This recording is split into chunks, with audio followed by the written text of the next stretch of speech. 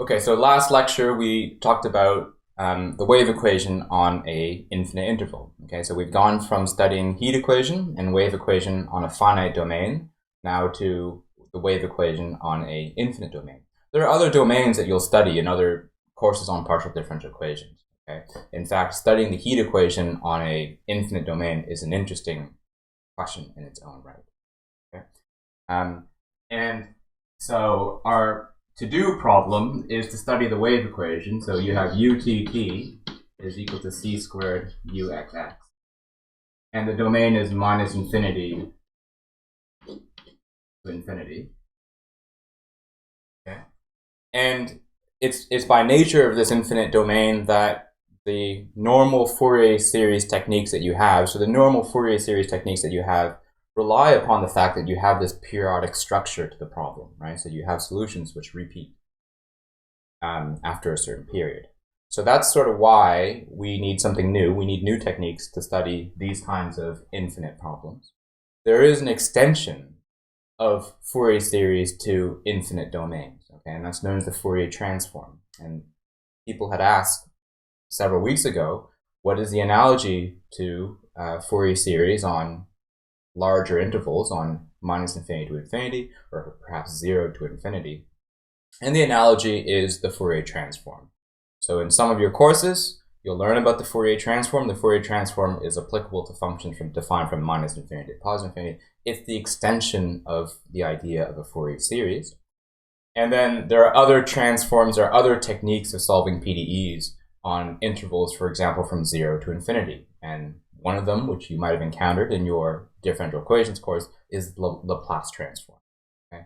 And so you also learn in other courses that the Laplace transform is basically the same as the Fourier transform, but the Laplace transform is rotated 9 degrees from the Fourier transform. So if you put I into the exponential argument of the Laplace transform, it becomes a Fourier transform. The two are actually intimately connected, even though when you learn the Laplace transform, you usually learn it as its own, on its own. Okay, and then just if it's fresh in your head, if you remember what you learned last year in or last semester in your differential equations course, a Laplace transform is when you integrate a function and you do something like e to the minus p times t, or e to the minus p times x. And so if I change p to I times k, then it becomes an oscillation. And that's the connection between Laplace transforms and then Fourier series. You've gone from exponentials to cosines and sines. And also the reason why I said that a Laplace transform is like a Fourier series or a Fourier transform, but rotated by 9 degrees. You don't have to do any of that. This is just more interesting chat. Okay, so let's return to this question. We want to solve for the wave on an infinite interval. Modeling those types of situations where, you know, it's like you're holding a string and your friend is holding a string, and you send a pulse down that string. That pulse moves.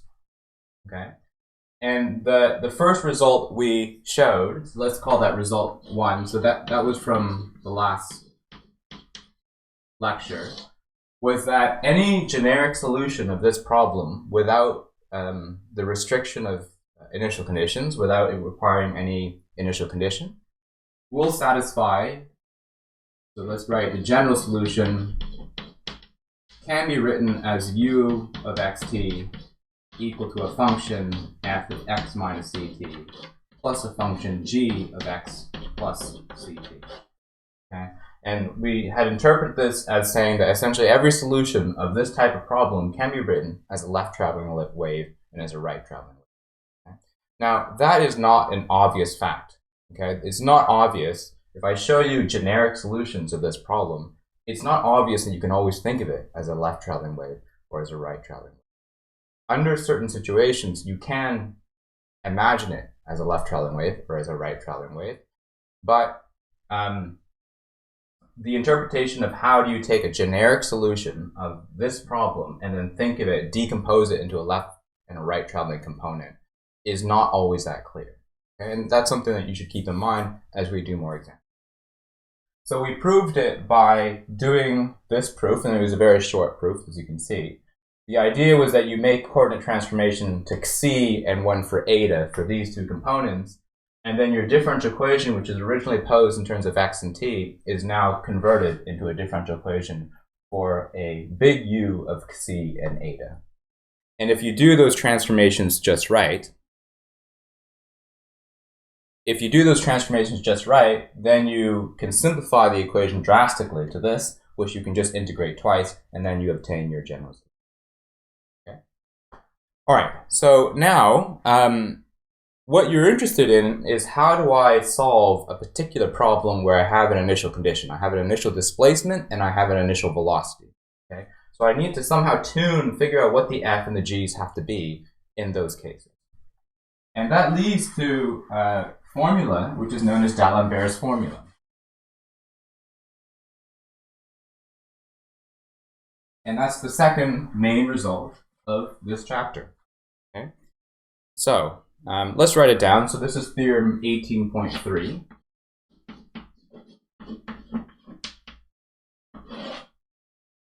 Okay, and this is D'Alembert's formula.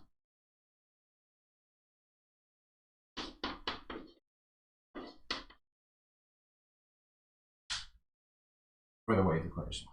Okay, so the formula says that the solution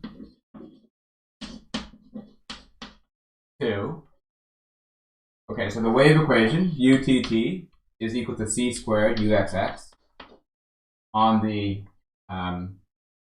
infinite interval, and the initial condition of u of x and 0, I'm going to say this is going to begin from initial displacement f of x, and then I'm going to have a initial velocity, which I'll write as g of x. Okay, the solution to this is written as u of xt is equal to 1/2 f of x minus ct plus f of x plus ct, okay, plus 1/2c. C is the wave, is a parameter there. Integrated from x minus ct to x plus ct of g of, let's write g of s ds. Okay? So basically what you see is that the initial displacement is then split into a left traveling bit and then a right traveling bit. This will become clear. We'll do an example where you'll see that explicitly. The initial velocity is somehow involved in this integral, and in order for you to plot what these solutions like, you have to integrate this initial function between these two limits. Okay, this looks pretty funny, and that's one of the reasons why in this course we don't talk about this g of s function. We only consider problems of this wave equation where the initial velocity is equal to 0. If the initial velocity is not equal to 0, then you would have to put it in here and then kind of think about how do I interpret this type of integral. Okay? And this technique here is related to techniques that you'll learn in your third-year courses. I think it's in the third-year mathematical methods course, known as the method of characteristics. Okay, so this is a subset of much more general theory for solving these kinds of partial differential equations, where solutions are expressed essentially as traveling waves. Okay? And those techniques go under the classification of sort of method of characteristics or characteristic solutions. Okay, and so what we want to do is we want to prove this formula here. Just as a note, that we consider g is largely 0 in this course, almost exclusively 0 unless we're trying to work with the proofs of this equation. All the examples you have in your problem sets and all the examples that you'll encounter are for the case where g is identically 0. Okay, so in that case, the formula for the solution is pretty simple. It's just a left traveling wave and a right traveling wave, both with half their original amplitude. But that has a really interesting interpretation. Okay, so now I'd like to write. No, well, let's just prove this. I'll erase this, and then we'll prove this result, and we don't need to keep this.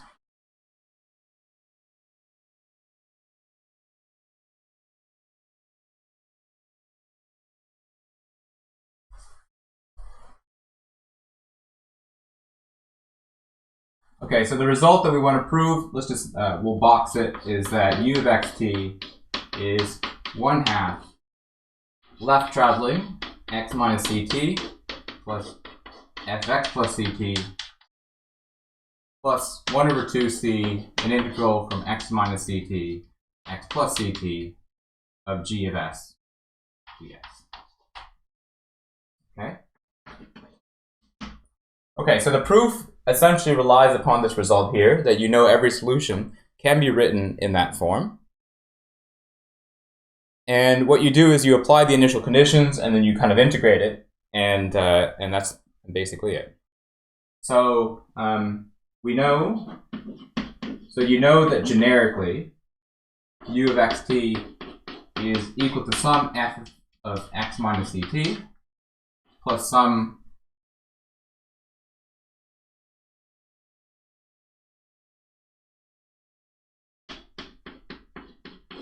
is some big F of x minus ct plus some big G of x plus ct. Okay, from this result.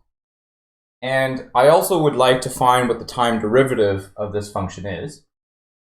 Okay, so I'm going to take the partial derivative with respect to t.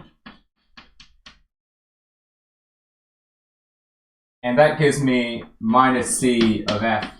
So this is a chain rule, by the way, okay? So it's you think of it as s f of c, if you like, and then you have to take a partial derivative of that with respect to t. So this is basically f prime of c times ct. The partial derivative of c with respect to t, and then this is a minus c f prime of c. Okay? So this is minus c times f prime of x minus ct. And then here you have a partial derivative of the input with respect to t. So you get a c times a g prime of x plus ct.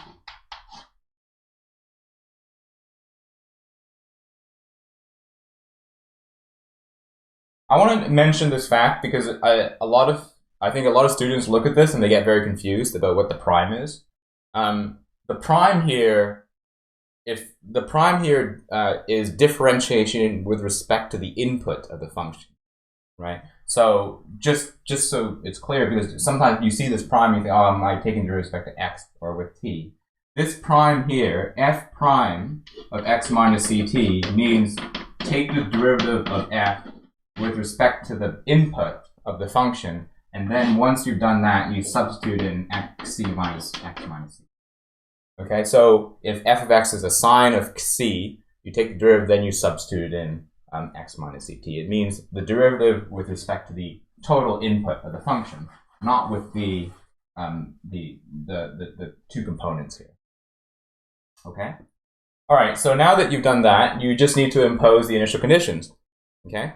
So the initial conditions tell you that I put in t is equal to 0 here, and I have f of x is equal to capital F of x minus ct plus capital G of x plus ct.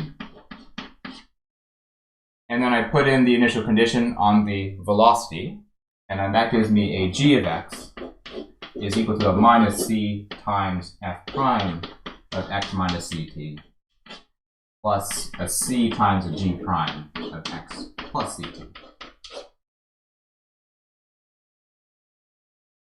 Okay?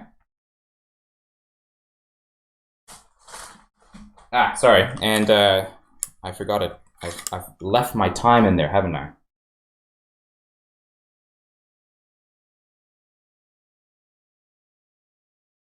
So here and here, you have to set time is equal to 0, so this becomes f of x plus g of x.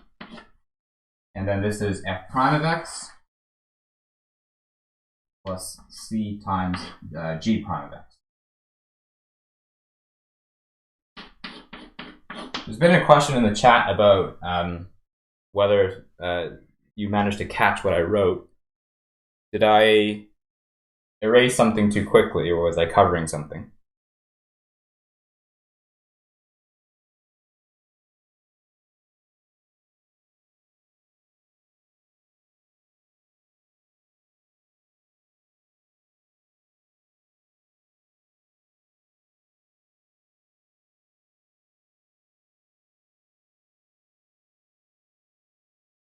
Just the prime bit. Okay. Okay, it's good. It's now good. Let's keep on going. If there's a question, you can just ask me again, and then I'll come back. Okay, so now what you just have to do is you just have to integrate this function here. So let's integrate this function. And we'll just integrate it from a general point and then get a general constant. So let's divide out by the c here. Do I want to keep the negative, or I'm not quite sure yet. So let's integrate this function, dot, dot, dot. So I have a minus f prime of, I have a minus f of x plus a g of x is equal to a 1 over c, and then I have to integrate the g of x function. I change that to a dummy variable s, and let's integrate from a point 0 to a point x. And then I have a constant of integration. Okay. So it doesn't matter where you start from. The 0 here is arbitrary. It just different points of integration here will just be compensated by different values of that constant there. Okay, so now you have two sets of equations. If I look at this star equation here and then this double star equation here, I've got two sets of equations for two unknowns in f and in g. I can add the two together. That gets me an equation for g. I can also subtract them, and that gets me an equation for f, for big F and for big G. Okay, so let's do that together now. I'll erase this line here because we don't need it.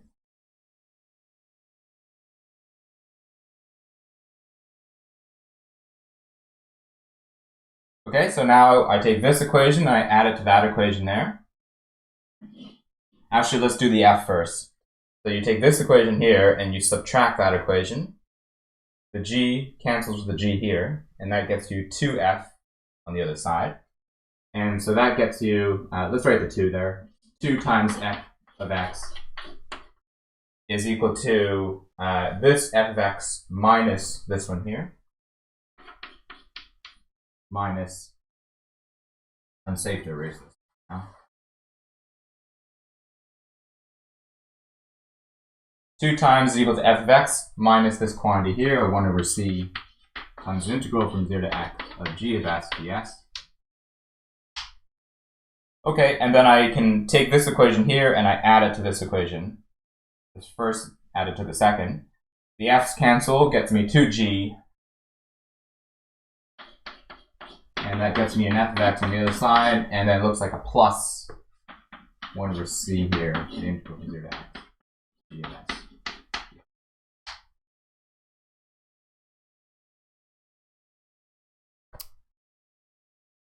Okay.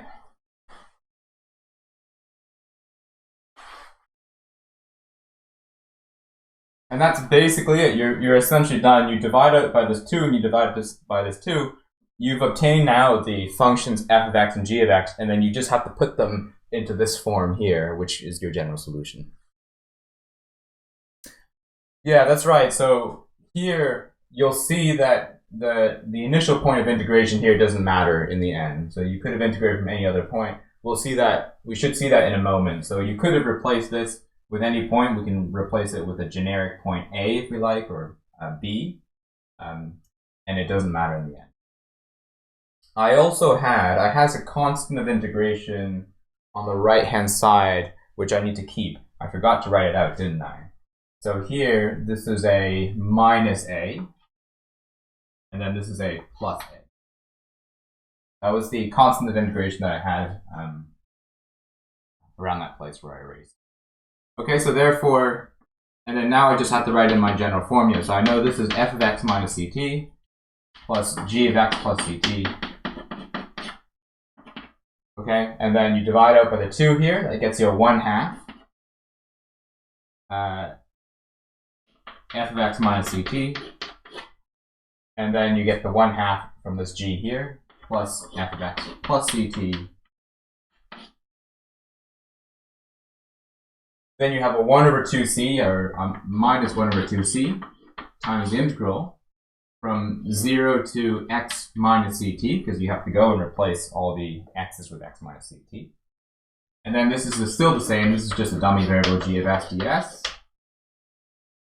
Then you have the other component of the g here, so that's a plus 1/2c. And then the integral from 0 to x plus ct of g of s ds. And then you have the 2 a's. So you have a minus a plus a, and they disappear.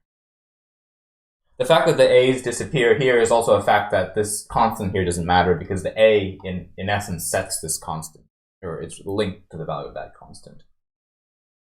And you can also see it because basically the sign here will swap around, and then the limit of integration here changes. Okay, so now when you swap this around, so you're going to write this as a plus 1/2c, and then we'll change the order of integration from the start and the end points of the integration. So this goes from x minus ct to 0, and then this is just the integral from x minus ct to 0, and then from 0 to x plus ct, so it's combined into a single integration. Okay, so I can do that on this next step. I'm going to erase this line here, and then you just go from x minus ct to x plus ct. And that's it, you're done. Okay?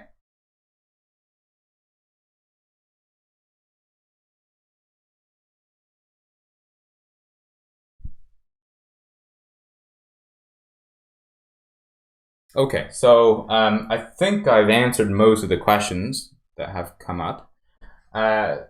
You can see here that the lower limit of integration, it doesn't matter. In fact, sometimes when people prove these things, they'll write just the upper limit of integration. They won't write the lower limit of integration because it's encapsulated by the a. Okay, good. So that's basically it. Now let's look at an example of how you actually use this to develop a solution to a problem.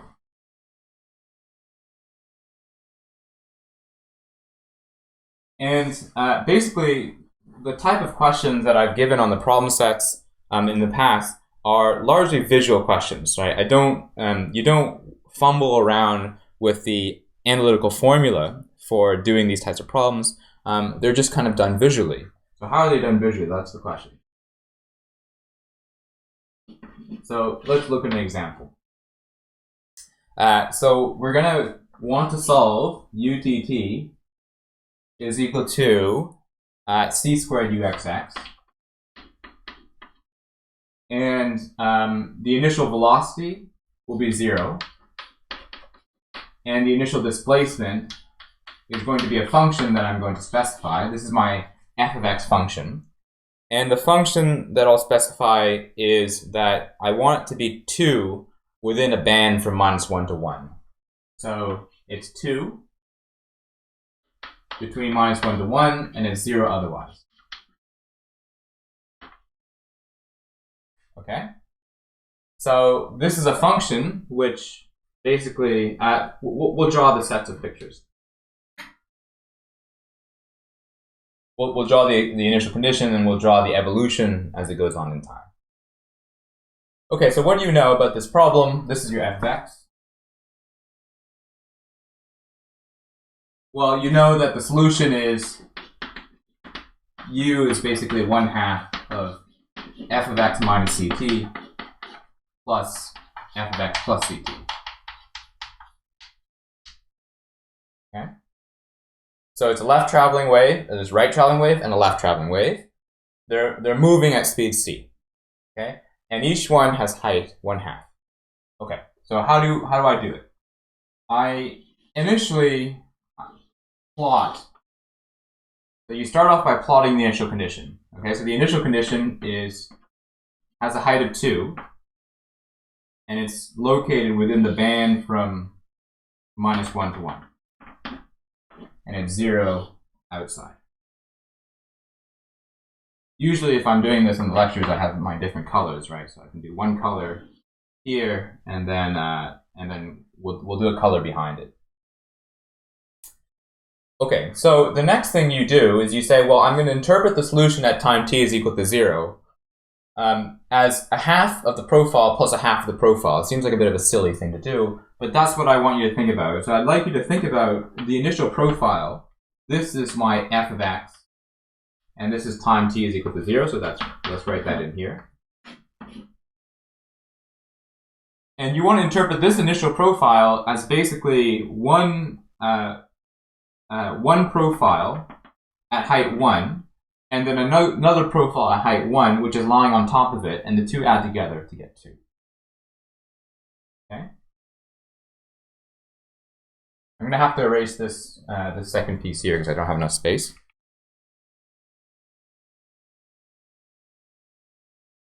And since we've already written this out, I'll erase that as well. And I'd rather write the main solution.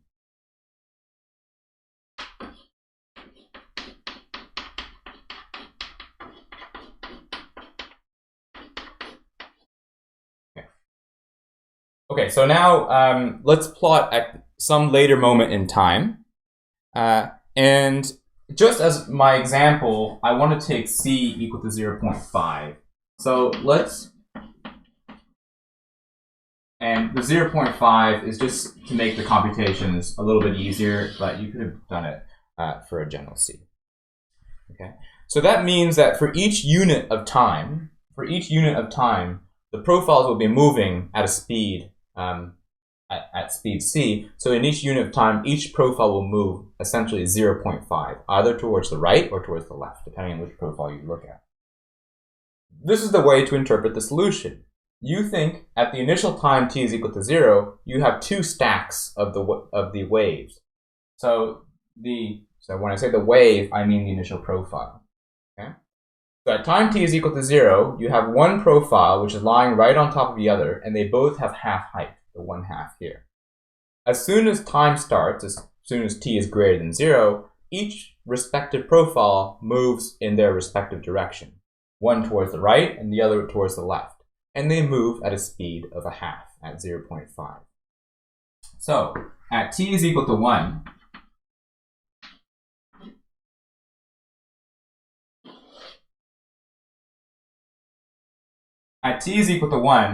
each of these points will be moving. So this right-hand edge, for the wave that moves towards the right, this right-hand edge will move to 1.5, whereas this left-hand edge has moved to minus 0.5.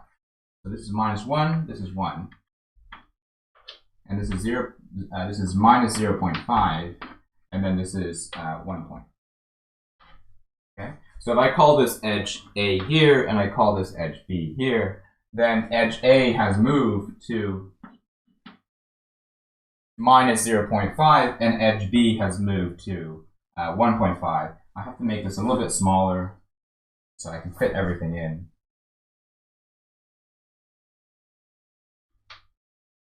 So one of your waves, so we'll draw each respective wave dashed.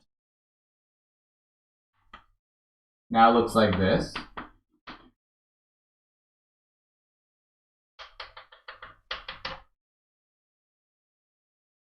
Okay. So this is the wave that's moving towards the right. That's this component.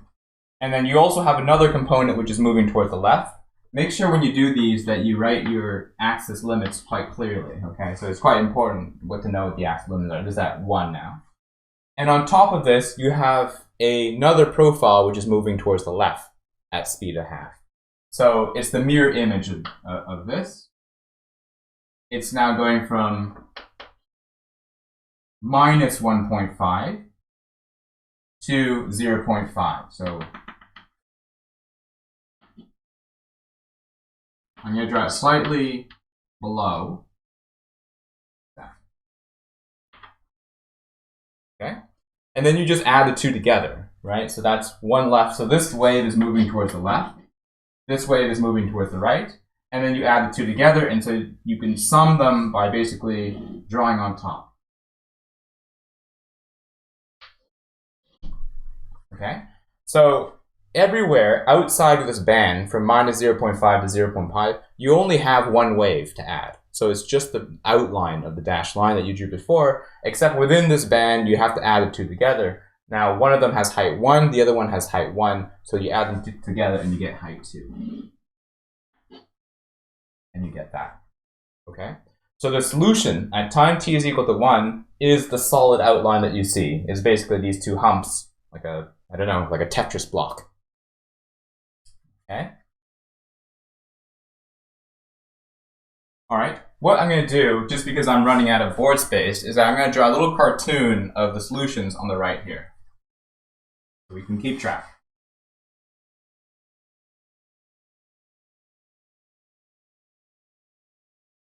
Okay, so initially you have height 2, like that. And then I'm going to draw this core here a little bit smaller. Make sure I fit everything in. That. And then you have, it's come out a little bit like this. Then it's at height 2. This is 2, this is 1. Like that. So this is at t is equal to 1. This is at t is equal to 0. Okay. Okay, so then now what happens, let's plot now t is equal to 2.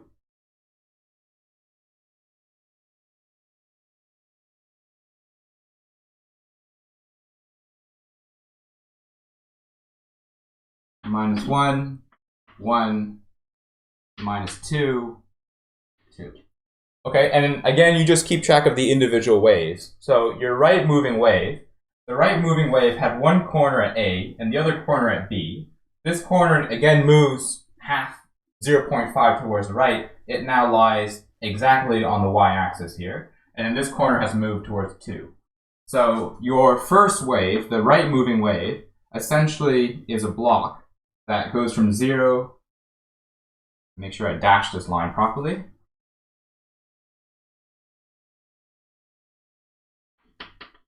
to 2, like this. And then your left moving wave, so this one is moving towards the right, and then the left moving wave is the same, except it's in the other direction, like that. Okay? And then you add the two together, but then when you add the two together, you don't have to add, it's just each wave, like that. Okay? So the picture at time t is equal to 2 now looks like you have your two blocks, but the two blocks are basically like that. It runs from minus 2 all the way to 2, again at half height. Okay? And that's it. Now you just continue, you keep on taking that process further.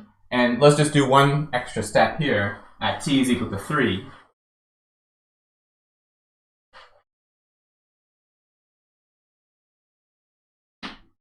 So now at t is equal to 3, the right traveling block moves again 0.5 towards the right. The left moving block moves 0.5 towards the left. And now you have a gap in the near the origin. Okay, so you're at 0.5, and it runs all the way to 2.5 here. I don't need to do it dash because each block adds up on its own. So minus 2.5, and this runs to minus 0.5. Again, make sure that you always, whenever you do these questions on your problem sets or on the exam, make sure you label your axes correctly so I know that you know what the height is for these functions. So this one moves left, this one moves right. Okay, and that's basically it. So you see, it's a very simple visual process. Well, it's simple because I've given you an initial condition, which is actually pretty simple. You can imagine that if I gave you an initial condition, which is a lot harder, so maybe something that is asymmetric, doesn't look as nice as this block here, then it gets a lot harder to distinguish what is the left traveling bit and what is the right traveling bit. Okay, and so here we'll just draw one last cartoon, just to summarize the evolution of the system. Then we'll do it with Mathematica in a second, so you can plot it with the computer if you like. So at this point, you have one block moving this way, one block moving that way. Okay, this is not to scale. Each block should have a width of 2.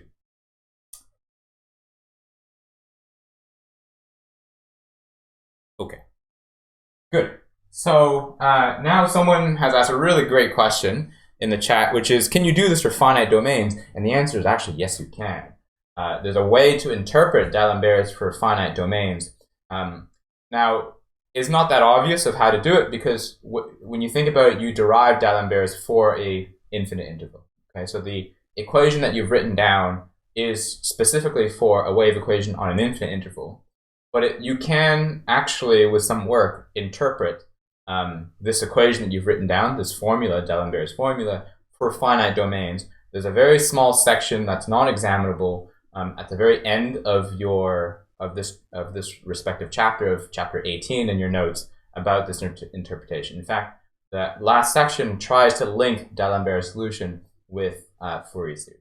So there's actually a link between a lot of these, but it's not so important for you to know. All that's important for you to know is really to understand I have a formula to apply to a wave equation on an infinite interval, and moreover that this formula allows me to think of an initial profile in some shape, which is then split into a left traveling bit and a right traveling bit, both with half the initial height. Okay, and that's basically it. And then trying to plot them is a matter of plotting each individual left and right traveling bit and then adding them together. Okay? Only for very simple profiles like this can you interpret it that easily. Right? So what I mean is, I could have given you a problem where you have, like, so this is suppose I told you that initially it starts off like a Gaussian function, okay? And I say, right, sketch for me what the solution looks like. You can still do the same thing, but it's just a little bit harder to do it in a systematic way. So you'd say that initially I think of my solution as 2 Gaussians, both of half height. Then eventually one Gaussian moves towards the right and the other hump Gaussian moves towards the left. Right? So the picture that you'll have looks very, very similar to this, except it looks a little bit more smooth. I'll show you that demonstration in a second on the computer. Okay? But the last thing to mention is that, last 2 things to mention is that suppose I gave you a function that was not as simple as a symmetric function. So for example, maybe I gave you a function that looked like that. And I said, right, apply the method to this function. It's still the same procedure. You have to split it into 2 profiles of half the initial height. Then you move one towards the right, you move the other towards the left. But it's a lot trickier to figure out what the intermediate steps are, right? And there's an example of that on one of the past exams. I think this was on last year's exam or the year before. You can have a look at last year's exam or the year before to see an example of an asymmetric function. It's not hard. It's just hard to sketch, but it's just a sketching problem. The last thing I'll mention is that if I gave you a profile, which, for instance, suppose I gave you the profile which looked like that. And I said, apply this methodology to this profile. Well, you see it's a lot more difficult now, right? It's a lot more difficult for you to think of this as half height and then shift everything over towards the right and shift everything over towards the left and split them into a right traveling wave and a left traveling wave. The point is that most of the problems that you encounter that use these techniques, use this idea of a right traveling wave and a left traveling wave, are what are known as compact support problems, right? They're problems where the initial profile has to be sufficiently localized, meaning that the initial profile that I give you has to basically be usually 0 at the ends.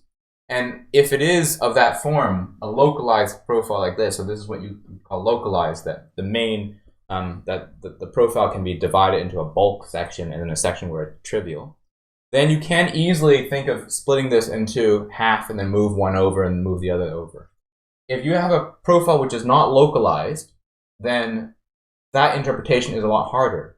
And that's why I was trying to explain to you that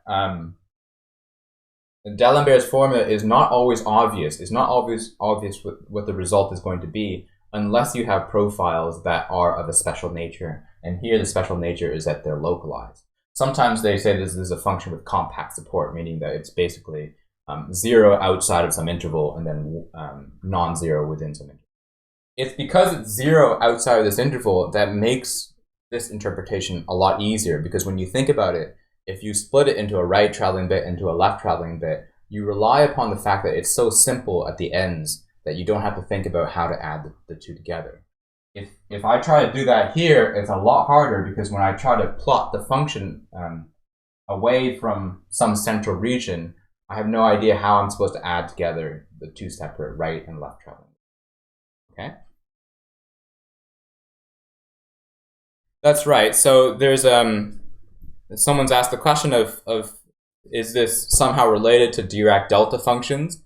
And that's right. So in some of your math courses, you'll learn about things like Dirac delta functions. These are basically functions that have a, you can think of them as functions which are 0 everywhere except for near a point or at a point where they provide some very large or infinite impulse. Okay, so like you have a physical system where you apply a point forcing at some point. And there's a deep connection between those, what are known as Dirac delta functions, or sometimes Green's functions, with this kind of theory. Okay? The connection, in fact, is worth mentioning just before I show you the numerics and we go away. When you're teaching partial differential equations, so this is, I'm going to go off topic for a little bit. Suppose I were to study the heat distribution in a bar of heat. Okay.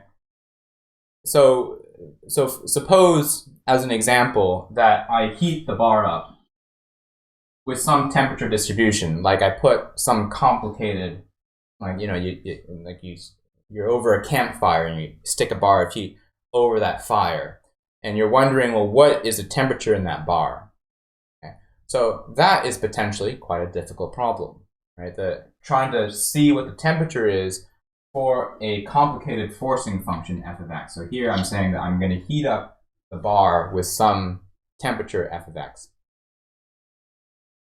Well, one way of thinking, which is not taught in this course, but is taught in many of your other mathematics courses or some of your physics courses, is that instead of this problem here, where you think of trying to heat the bar up with a complicated, flame or some complicated heat distribution underneath, suppose I say, just as an experiment, I say I'm going to stick basically a candle. So this is my candle.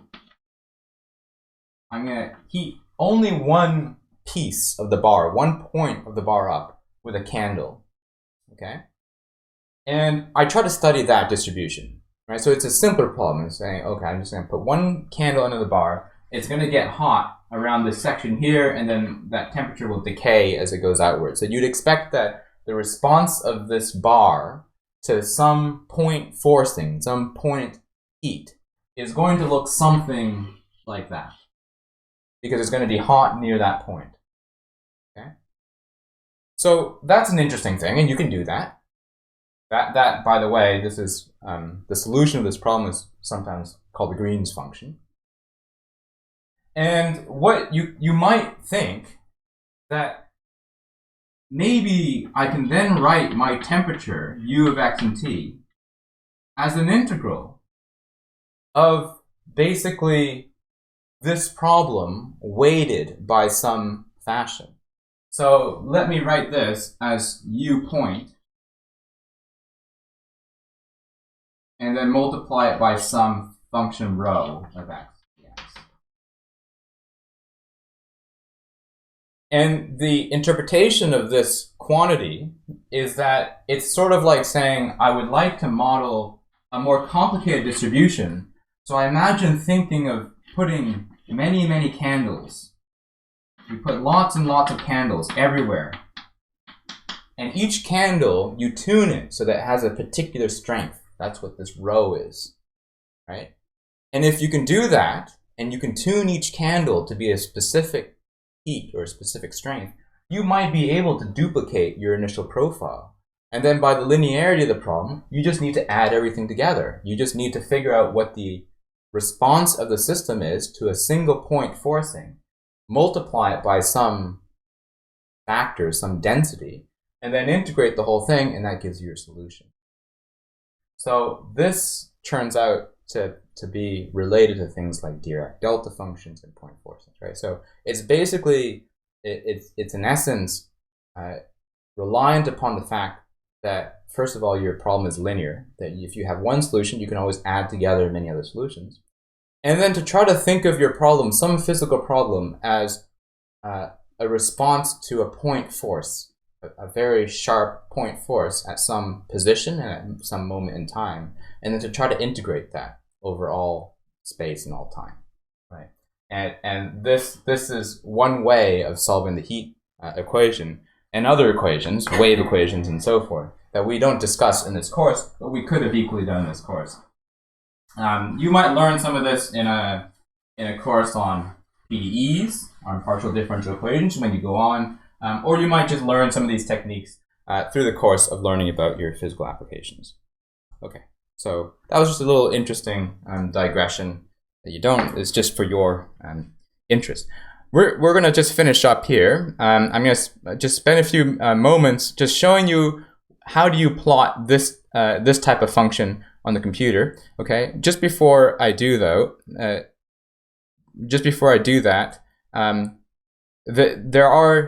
there is a picture for this, just because I realize there are probably no pictures in your typeset notes, and I'll upload that on the website for you. This is just the picture that we drew a moment ago. So I want to do this computationally. I'd like to plot what these solutions look like without having to do this process of kind of doing them by hand and drawing them and adding them together. So let's just show you how this is done. Again, I'm just going to use this Mathematica system, which is a little bit easier to work with for this type of problem rather than MATLAB. You could do it with MATLAB if you wanted to, but I'll do it with Mathematica. This is the equivalent of Wolfram alpha. So first of all, we're going to define what the initial displacement is. So in this case, we have a piecewise function, and the notation is that it's 2 within some band, and we said it was between -1 and 1, and then it's going to be 0 otherwise. So 0 if the magnitude of x is greater than 1, like that. Okay, and I'd really like to make this bigger, but I don't know how to make it bigger.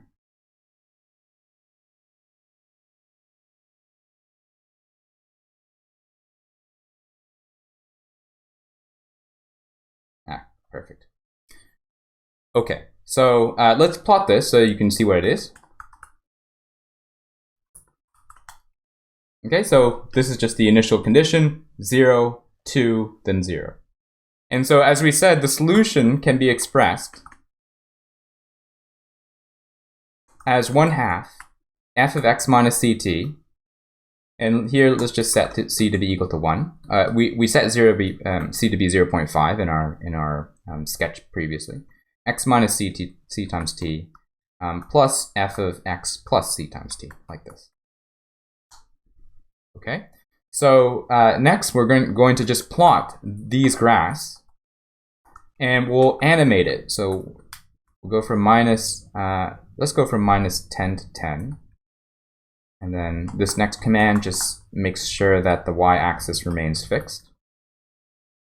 And then we'll animate it for different values of t from, say, 0 to 10. Okay, here we go.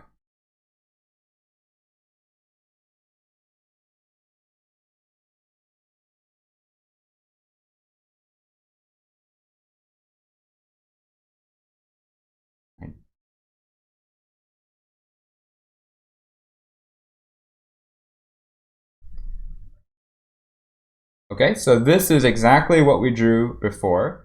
At time t is equal to 0, it's essentially, you know what? My axis, I need to expand the axis a little bit because it starts off at 2. Okay, so let's move this up to 2. Okay, and there you are.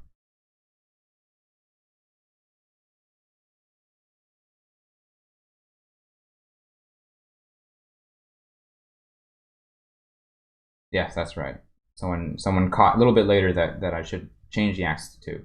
So the initial condition is 0 and then 2.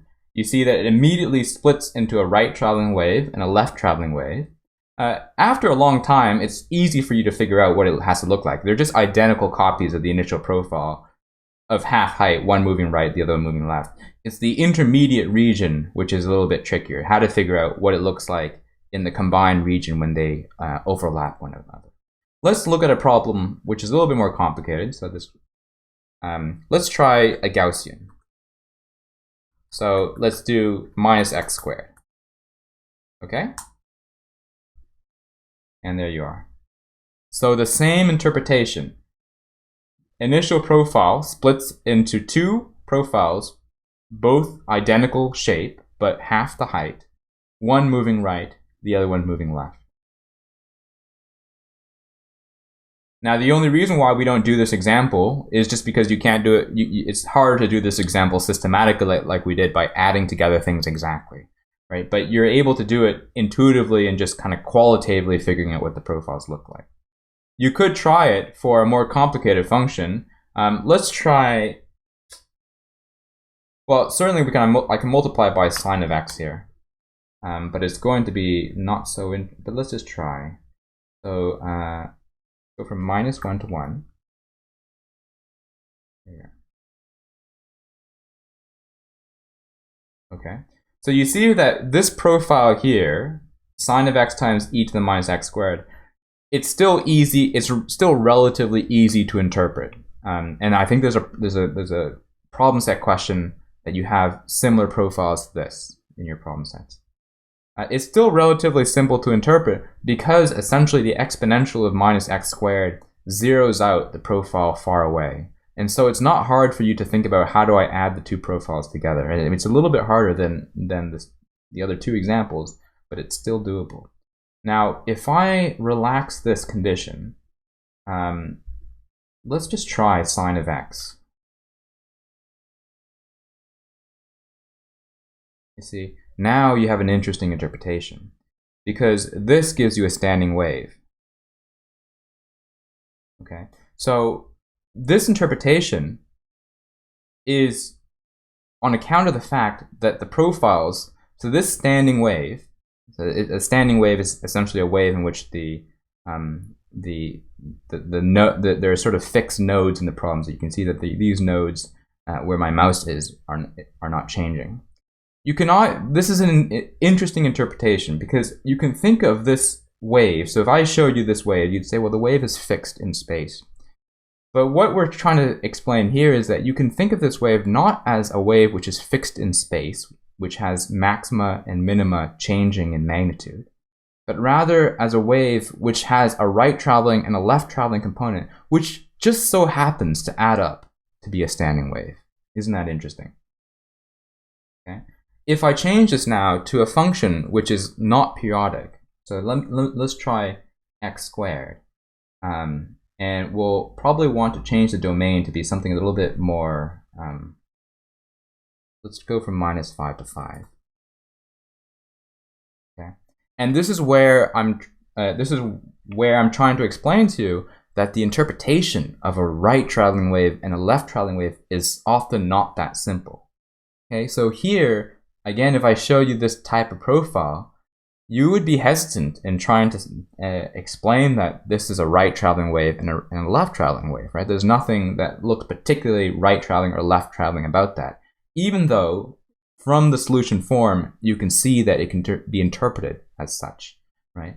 But the problem is that the sine of x squared function is not sufficiently localized for you to interpret it in that way.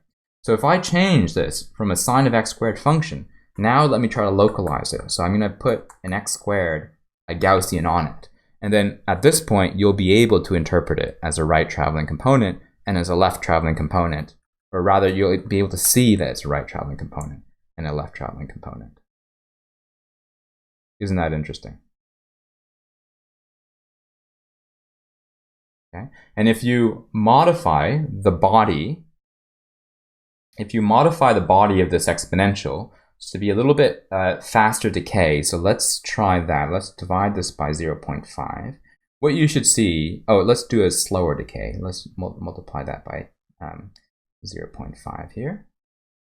What you should see is that now you have more waves within the center, because you're killing the oscillations further out rather than, and if I change this to an even larger factor, or even a smaller factor, sorry, if I change it to an even smaller factor, 0.1, you'll see there are more.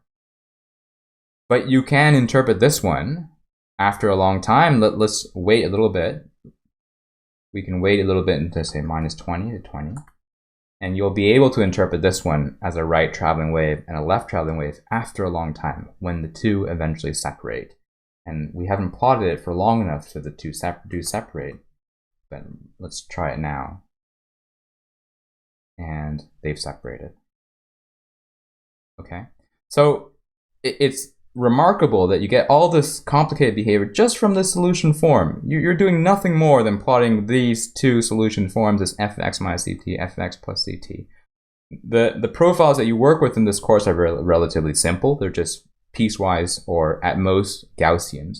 But you see that trying to understand what this function looks like for different displacements can be tricky if the displacement is quite a complicated function. In particular, if it's a function which is not localized. It's not sort of zero out in the far regions and then non-zero in some central region. Okay. What kind of string, so the question is, the last question just before we disband is, what kind of string scenario would this model? What kind of string scenario would this model? So this essentially models. I mean, it's the same. So let's go back to the piecewise interpretation.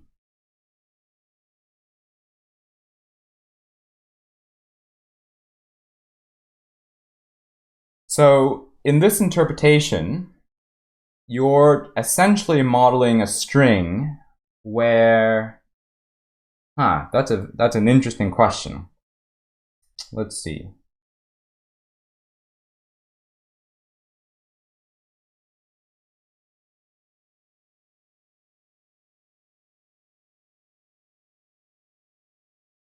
It's an interesting question. So I think the nature of the question is that if I imagine a string, a very long string, and I raise the central portion to a height of 2, and then I let it go, okay, then what this is saying is that the natural solution of the problem splits into a right traveling wave into a left traveling wave.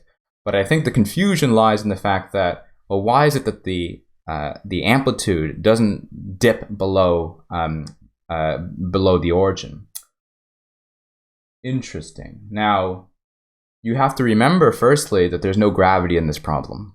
Okay, so this is a string which is not subject to gravity.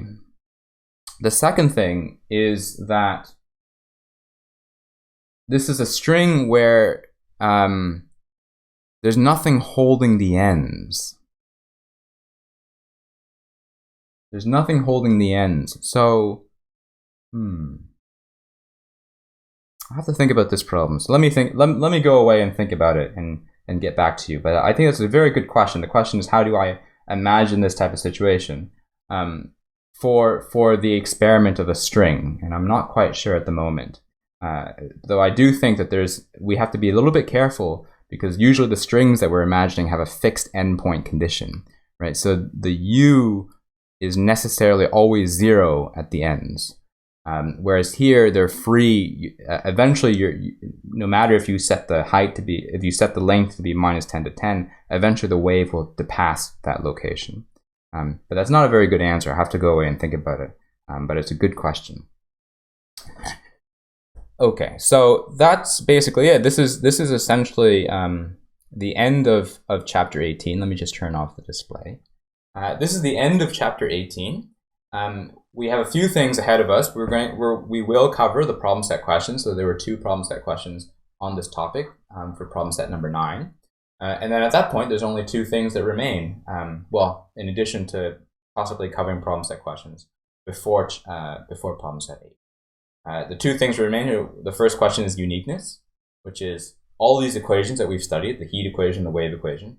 How do we know that the solutions that we found are the right solutions? Are there not other solutions that we just haven't found yet? And that has a relatively simple answer to it. We can show that the solution that we found, most solutions that we found, are unique. And then the other is a very interesting topic, which will be me explaining to you how a lot of this work that we've done on Fourier series, how to use that to study sound and signal processing and how to synthesize music. How do you think of musical notes and singing and instruments in terms of Fourier series? So that will be a very interesting set of lectures as well. My intention is for us to continue. So we'll continue to Tuesday as well into next week, even though it's officially your break. But otherwise, all I can hope for is for you to have a good and safe weekend and a productive weekend at that. Thank you very much. We'll see you next week.